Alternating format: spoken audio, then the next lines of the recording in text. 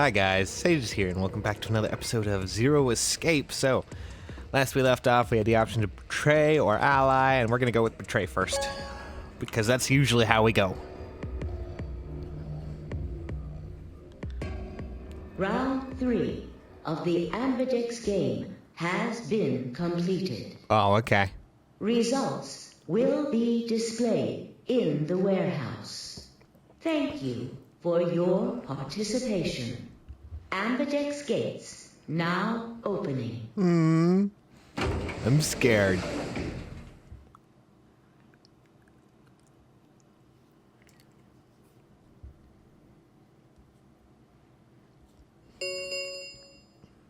Results from round 3 of the Ambidex game will now be I'm displayed. being bothered on scared. Oh, no big deal. Okay, never mind. Please direct your attention to the results screen. Alright, what do we got here? What we got here?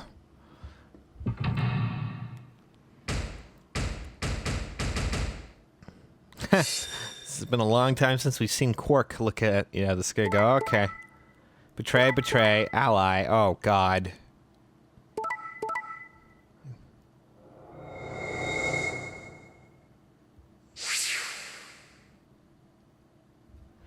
That would have been nice. Everyone, well, okay. Clover now has 11. Points Great. have been assigned or subtracted accordingly. Please check your bracelet to see your updated bracelet points.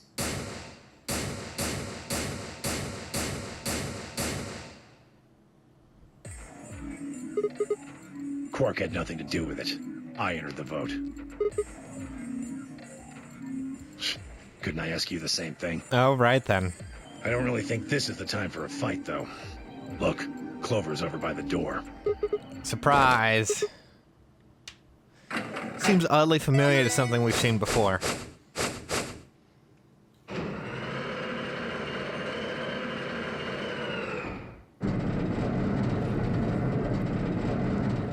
Well, The number 9 door. Fuck, she opened it. Ugh! Why? Clover, wait!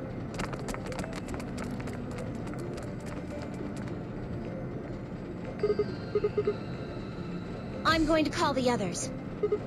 I'll get justice for Alice.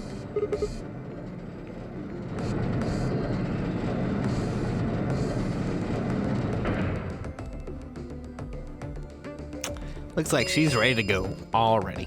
The number 9 door has been opened. Great. It will remain open for 9 seconds. Time for me to go. No! Please, Clover, wait! Like hell, I'm just gonna let you walk out of here. Let me guess, you're gonna bolt at her and then she's gonna, yeah. Ah, God. Hit the mic again. Damn it. Goodbye. Well, and away she went.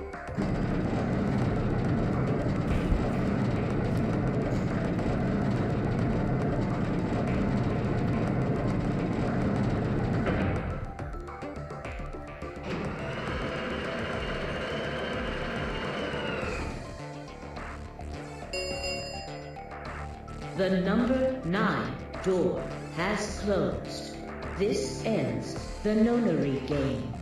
Thank you for your participation. Great.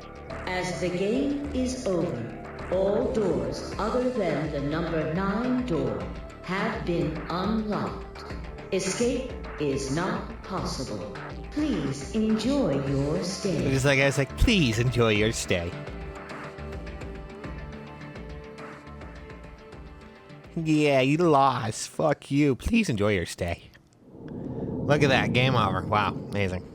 So obviously we have to ally. Hopefully not to be betrayed, but yeah. Anyways, we're gonna save here because saving's fun. It's a fun thing to do. I oftentimes save. And we're just gonna go up here. Over cha, and we're gonna jump. And then we're gonna be back in the AB room where we decide for like a minute what we're gonna do. Press the start button.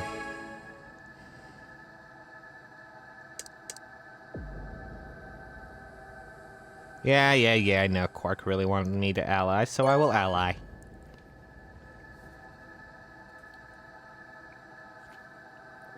Round 3 of the Ambidex game has been This water's completed. delicious. Results will be displayed in the warehouse. Delish. Thank you for your participation. Ambidex gates now opening. Alright, let's go and take a look at the scoreboard, see what happens.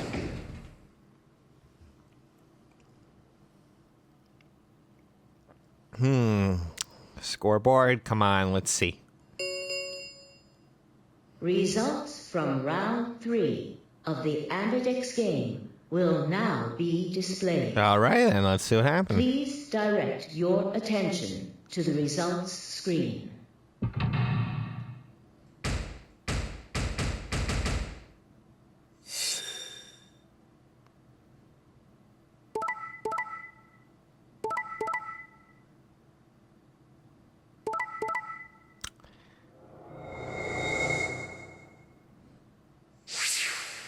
Nice of you guys. Nice of you. Still complete douchebags. Points have been assigned or subtracted accordingly. Please check your bracelet to see your updated bracelet points. Wonderful.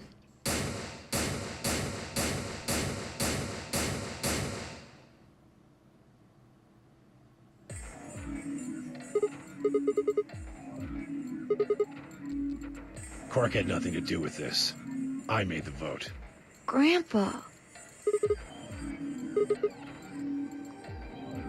I only promised you one thing. What was that thing? We wouldn't open the number 9 door, even if we got 9 points. Not what I said. Of course we're going to leave. Oh. Look. See Clover over there?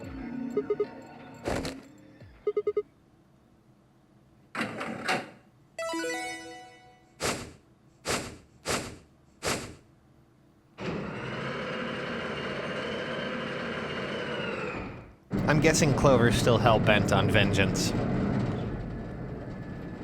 Oh no. Jeez. That bitch! Wait. Quark and Tenmyouji have... No! God damn it! Everyone's just leaving us. Oh, God. Clover, are you really going to leave? Well, yeah. Why else would I open the door? But why? I'm going to go call the others, so we can capture Zero Senior. Tenmyouji, are you and Quark going too? Yeah. Sorry about that. Sorry, everybody. So Sigma, What now? happy? I kept my promise. Screw you, man. Clover opened the door, not me. If you say so. I have to get out of here, and that's that. He's got to pay for what he's done. He? Zero. You mean you know who Zero Senior is? Yeah. No point keeping it a secret now, I suppose. I know exactly who Zero Senior is. What?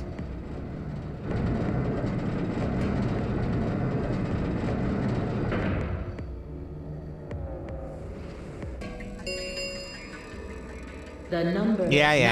9 door Has been open. has been- It'll be open for 9 remain- seconds, I get it. Let's go. Come on, guys. Time to move. Right. Oh, wait. This is for you, Mr. Sigma. Alright, what is it, kid?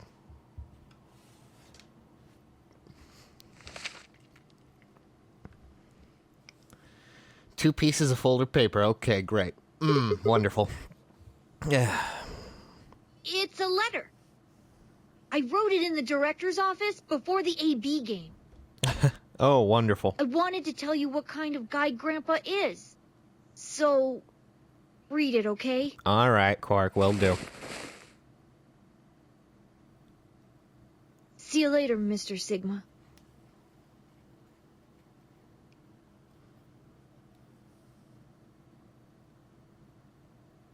See you. Goodbye.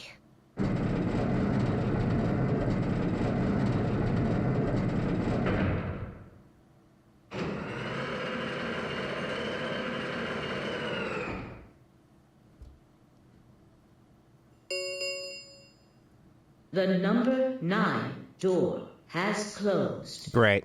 This ends the nonary game. Thank you for your participation. As the game is over, all doors other than the number 9 door have been unlocked. Escape is not possible. Yeah. Please. Okay, I'll enjoy my stay, thank you. I have a letter to read.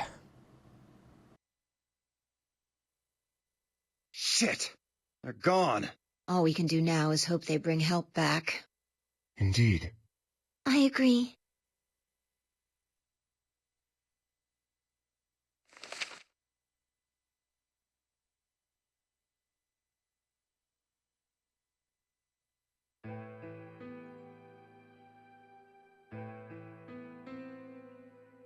It was a really stormy day when he found me. He said the rain was coming down so hard it almost hurt, but somehow he managed to hear a baby crying. I guess I must have been crying pretty loud.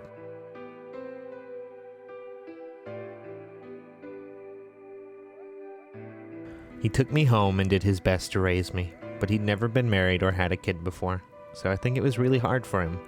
He couldn't figure out how to mix the formula, so he was always carrying the directions around with him. Also, I guess I was a pretty picky eater, so if he didn't get the water to formula ratio just right, I wouldn't eat it. I guess I was kind of a pain, huh?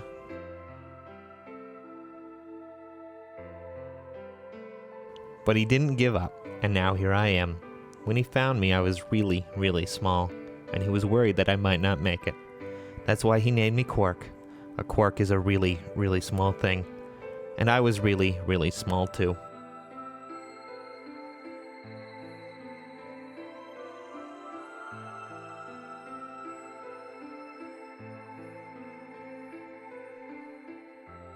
Grandpa didn't need to worry though, because it turned out I was pretty tough. When I was 1, he forgot I was sleeping in the bed of his truck and drove off. I rolled out and went off the back, but I didn't even get scratched. I started walking when I was 2, and when he wasn't looking, I fell down the stairs. I didn't get hurt then either. When I was 3, I got really sick. I had a super high fever for a week, but eventually I got better. I guess you can say I'm pretty lucky.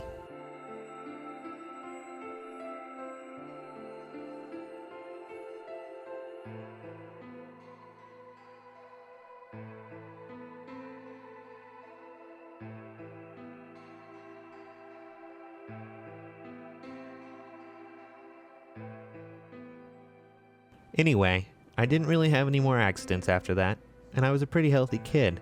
By the time I was 6, I started helping Grandpa out with his work. His job was to gather junk from abandoned buildings. Then he'd fix it up or pull out the useful parts and sell them. There were plenty of abandoned buildings, but finding good stuff in them was hard. You had to know which parts were useful, or you could end up wasting a whole bunch of time. Every time I'd find something, he'd explain to me what it was, how it was supposed to work, how to fix it, all sorts of things. Usually, though, I just wanted to finish up work so I could go to the theater.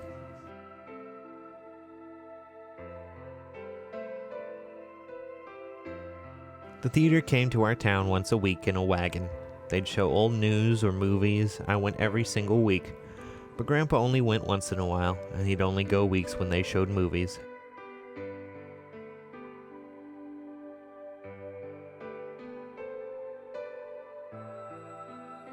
Oh, yeah, I didn't know I was adopted until I was 7. One of the other kids on my block told me. I guess after Grandpa found me, he looked all over town to try and find somebody who'd take me.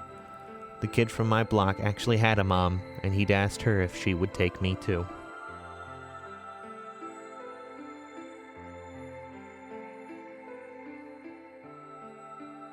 I gotta admit, I was pretty shocked when I heard that. There weren't a lot of kids with parents around, so hearing that someone lived with his actual mom was pretty impressive. I was also kind of surprised that Grandpa had tried to get someone else to take me. Did that mean he didn't want me?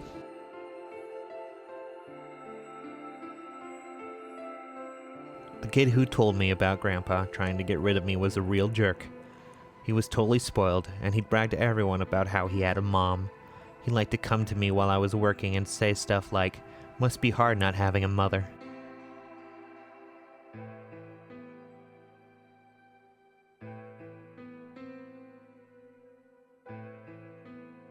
It never bothered me before, but after I found out that Grandpa had adopted me, I started to think maybe he didn't really want me. If I could work on my own, then he could get rid of me. I was scared to know the truth, so I never asked him.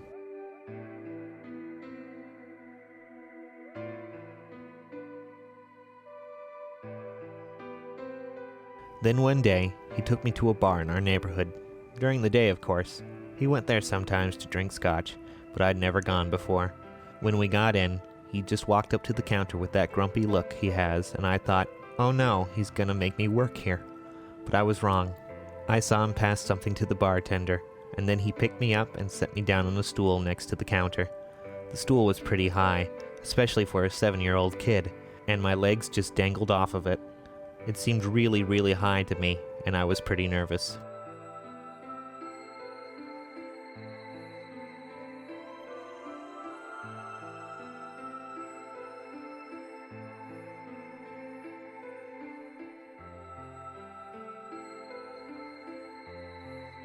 Eventually the bartender came back over with a glass of scotch and another big glass full of something else. As I looked closer, I realized the second glass was full of some sort of brown liquid with a scoop of ice cream in it. It took me a minute to realize what it was. A root beer float. I'd never seen one before. I was so surprised. Root beer was even more expensive than the nicest alcohol in the bar. To me and the other kids, it seemed more like an urban legend than a real drink. But there it was, right in front of me. It didn't seem like it could be real. I was just staring at it when Grandpa told me to hurry up and drink it before the ice cream melted. His gruff voice sounded like an angel's. Is this really mine? He nodded. Words can't describe how awesome it was. I'd never tasted something like root beer before.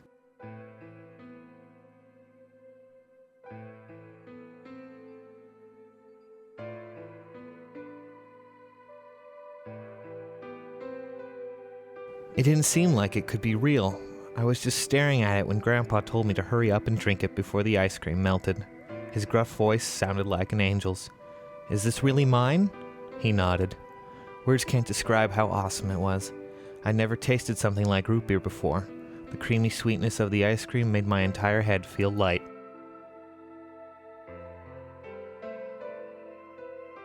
I felt like the luckiest boy in the whole world. That's not an exaggeration. I really thought that. The root beer float was delicious, but what made me even happier was Grandpa. When I looked over at him, he was smiling. I know that's gotta be hard for you to imagine, but really, he was. Right then, I didn't care whether he'd found me and adopted me or not.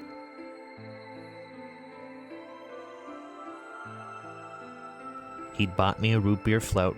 That made me way luckier than some kid who had a mother but had never tasted root beer. Of course, after we left the bar, he was the first kid I bragged to.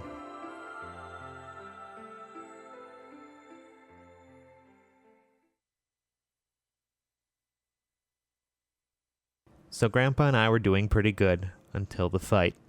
I was in a super bad mood. I'd torn one of my shoes that morning and some old drunk guy had yelled at me.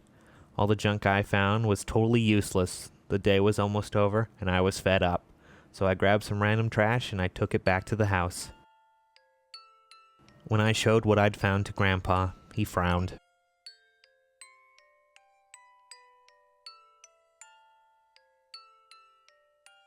He started going through each thing I'd brought back, explaining why they were all useless. I got really mad and just yelled, "I don't care!"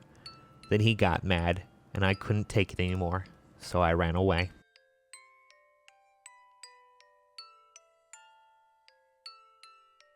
I was pretty upset, and I started thinking that maybe Grandpa had only adopted me so he could raise me to work and make money for him. After a while, I went and hid in an abandoned building, but by then I started to calm down and think that maybe I should go back and apologize. It had started raining pretty hard, though, so I decided I should wait for it to stop. But that was just an excuse. The truth was I was nervous. Part of me known I'd done something wrong, but I didn't want to admit it.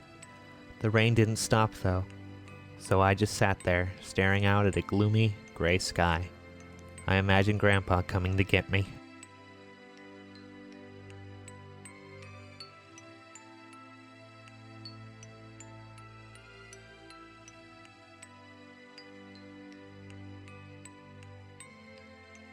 It kept raining all night, and he never showed up. I gave up waiting and decided it was time to go home. I was about halfway there when I heard somebody groaning. At first I thought I should just ignore it and not get involved, but I went over anyway, and it was Grandpa.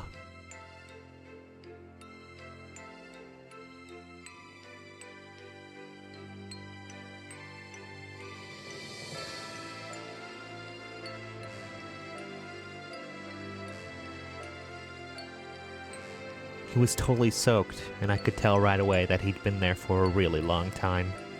I yelled, and he opened his eyes a little bit. He smiled weakly and said he was glad I was safe. He spent all night out in the rain, looking for me. I felt awful. Grandpa had been out in the rain looking for me so long that he'd collapsed. I was horrible. He'd heard me crying in the rain, but I hadn't heard him.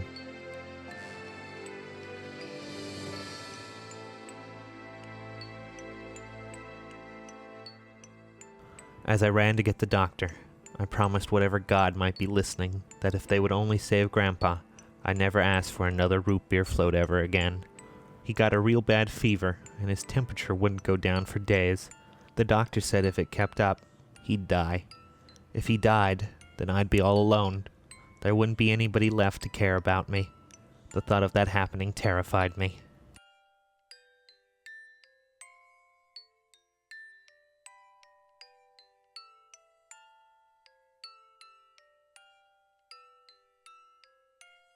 Fortunately, I must have passed some of my luck on to Grandpa, because a week later, his fever finally broke. I was glad he wasn't going to die, but I was also a little scared. What if he decided he didn't want a stupid kid like me around anymore? My plan was to apologize as soon as he woke up. But when the moment came, my brain just stopped. Grandpa started to talk, and it took me a minute to realize he was apologizing. I didn't know what to think.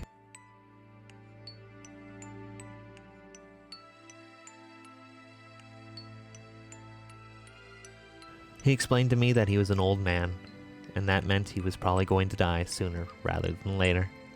He was strict with me because he wanted to make sure I'd be able to make it on my own after he was gone.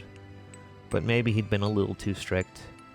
All the things I'd been worried about had been stupid and selfish. Grandpa cared about me a whole lot, and he'd been worried when I ran off, and he'd gone out into the rain to look for me. I tried to apologize, but when I opened my mouth, I just started crying. I don't think I've cried that much since I was a baby.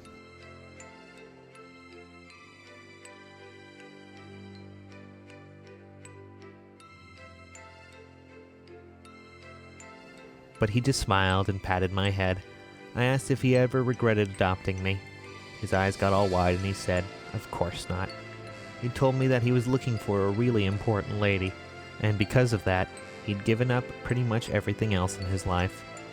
But when he took me in and started raising me, he felt like he'd gotten some of what he lost back.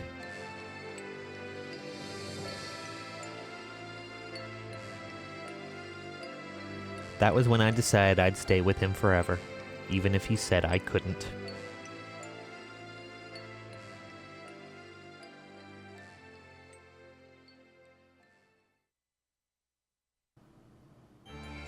Well, that is the end. Right there.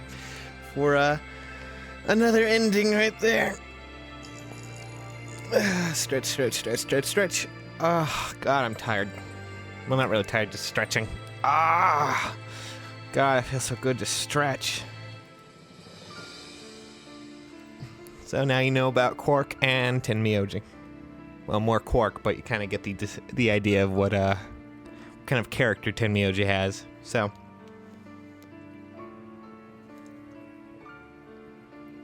even if him betraying us was a bit of a dick move. But oh well.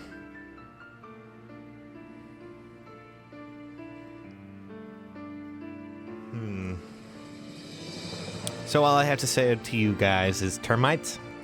Question mark? Termites.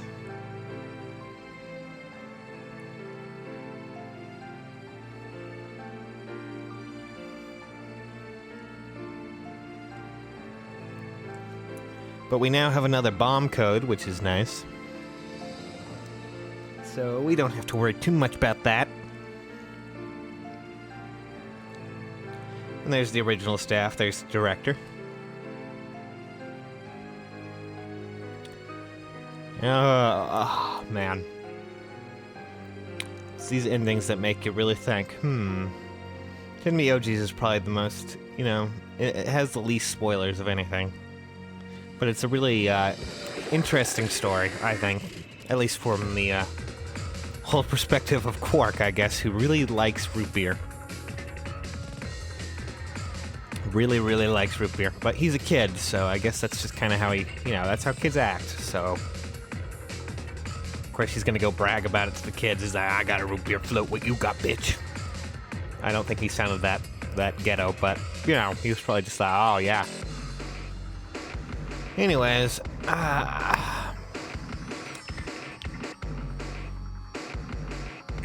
it is now time to go about and tie up some loose ends we have here and there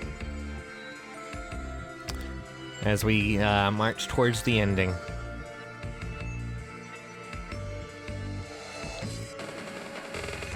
Do, do, do. Do, do, do. Anyways.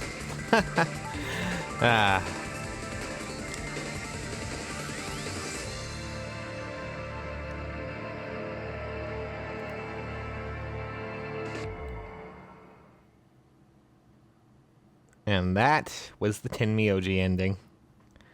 Hope you guys enjoyed. So I'm just going to save now. So, I want to give you guys another contest question. In the previous episode, Zero gave us a bomb code, specifically number 1. Now, every code within this game, the bombs at least, have a hidden meaning. They have a word, basically. So, how exactly do you decode this word? Well, I will give you a hint. +1. Once you've figured out this code, post on this video what that code is. Or word, I guess you should say. So for now, though, guys, I'll catch you later. Thanks for watching.